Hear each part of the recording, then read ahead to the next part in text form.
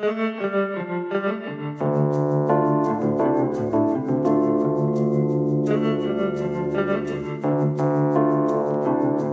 everybody, I'm Matt. This is the 10-Minute Bible Hour podcast. I want to talk about the Sword of Damocles today. You've probably heard of this thing. It's a cautionary tale that dates all the way back to 4th century Greek culture on the island of Sicily and the kingdom of Syracuse. I mean, typically we think of that as being Roman or Italian territory, but back then there were Greek outposts there. And there's this king, and his name is Dionysus, and he did some pretty questionable things to become king. And then he's got a guy who works in his court who really digs how comfortable it must be in order to be king, and that guy's name is Damocles. And then this whole thing unfolds that creates a really interesting metaphor that we're going to talk about today. But as much as I would love to give you the long, elaborate, ham-fisted details, I think it'd be way more fun to just play for you the best explanation of the Sword of Damocles anecdote that I've ever heard anybody tell, and it's from legendary Los Angeles Dodgers baseball broadcaster Vin Scully. And a few years ago, during a baseball game, in the second inning of a game against the San Diego Padres, Vin Scully just goes off on this story about how the pitcher for the Dodgers, a guy named Chad Billingsley, is feeling a lot of pressure. Like there's not a lot of forgiveness. There's not a lot of leash here right now for him to make mistakes. And well, I'm just going to let him tell you the rest of the story. You can hear how it plays out. Top of the second inning, 2 outs, runners on first and second, 0-0 ball game. Chad Billingsley of the Dodgers pitching, Vin Scully on the call. Give it a listen. We often talked about Chad Billingsley saying that he pitches with the sword of Damocles over his head. That's an old Greek legend. The ruler was Dionysus, and he had a guy in the courtier in the court who would always talk about how great the ruler had it. And so finally the ruler said, okay, I'll tell you how great we have it. The pitch is high, ball 2, and he had a big dinner for Damocles. And there at the head of the table was the chair and the beautiful table set up. And Damocles sat down, and directly above his head was a huge sword, and it was tied by one horsehair. And Damocles got the idea. This will be the 7th pitch to Eric Stultz.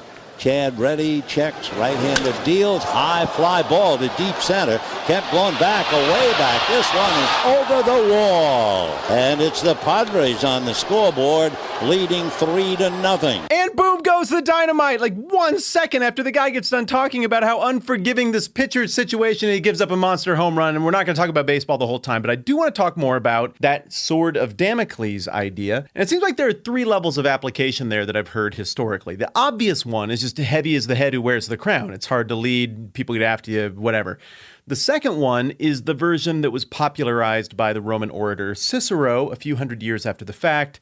This is what carried it forward into Western history, and his interpretation was that this guy achieved power corruptly, and therefore anyone who's willing to do the ugly things that are needed to achieve power means that they won't then be able to go on to rule justly, because all of the decisions they made to get into power are going to be nipping at their heels forever. And if they ever let off the gas, then people are going to overtake them and they're going to have to pay for what they did.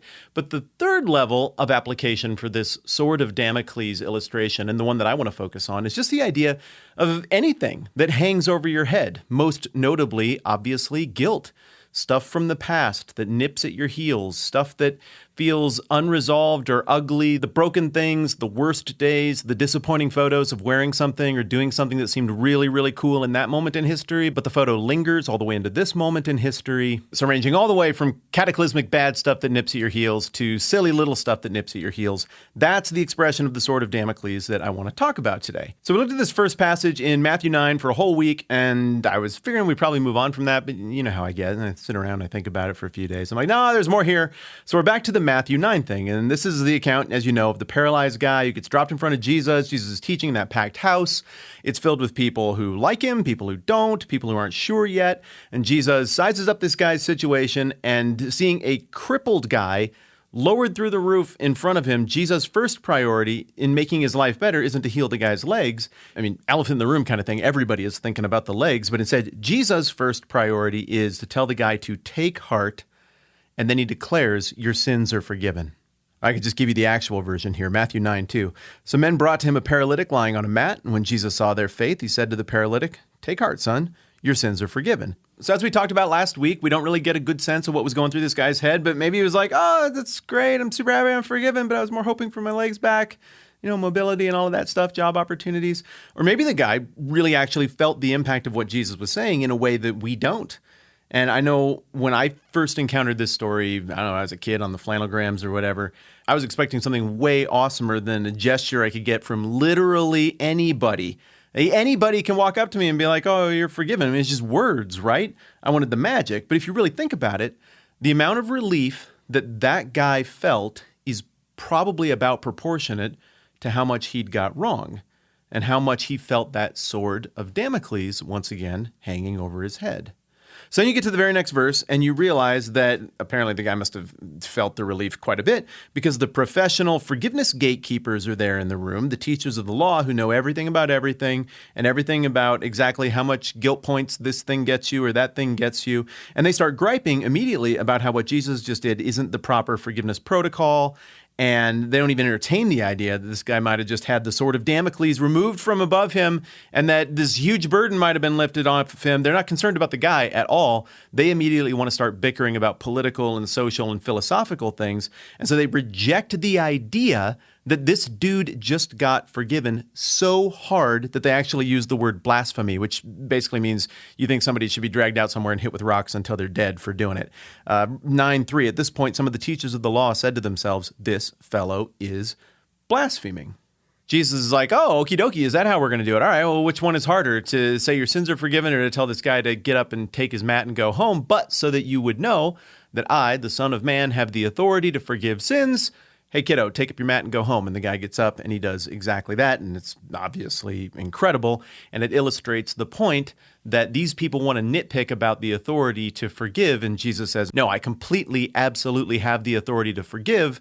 And then by proxy and through the rest of the New Testament, we figure out that he also has the authority to give away the authority to forgive so that anybody who's a kingdom citizen can imitate him in giving away this life-giving thing.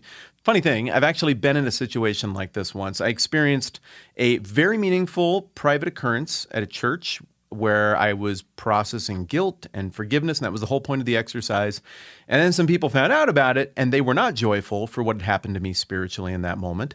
But others, members of that particular church, were mad that I came away feeling forgiven by God, and they wanted to publicly complain that the proper protocol had not been followed. And it was gross, and it makes me really empathetic to this paralyzed guy who just encountered this liberating, healing balm of forgiveness from the one entity in all of existence who can actually give it. And then like one sentence later, the religious professionals who are very sure of their structure and their understanding of how proper forgiveness works, they're trying to pull it back. Now, hold on. Don't get all excited about this forgiveness thing, sir. This is not necessarily a done deal. And so what I want to explore tomorrow more in depth than we were able to last week is why? Why would you want to slow roll somebody else getting forgiveness, getting this liberation? What on earth could possibly be going on in the heads of these people? How would it benefit them to keep the sword of Damocles hanging over this guy's head instead of leaning into this beautiful moment of, wow, wouldn't it feel great for me to have all the things that nip at my heels and all the crap from my past resolved and absolved and forgiveness to be poured out on me? I would really love the way that would feel too. No, instead, their attitude is that's not a thing and it can't happen that way. And we're getting ready to fight and argue and even do something that, once again, is effectively calling for the death of the person who offered this forgiveness. So tomorrow I want to talk about that thought process and theorize a little bit about why they did it. And then after that, I want to take an angle on the text that is a little bit unusual for us. We don't always go this direction, but I want to just think a bit more about this concept of forgiveness versus the concept of willful gracelessness, of withholding forgiveness for the benefit of self, the benefit of a tribe, and just think about how this whole thing plays out with Jesus and the Bible and why the forgiveness deal really is the awesome part of the story, not the healing of the guy's legs. So we'll pick it up considering why these people wanted the sword of Damocles to linger longer for this man and why they were so mad at Jesus in the next episode, which happens right away. I'm Matt. This is the 10-Minute Bible Hour podcast. See you in a second.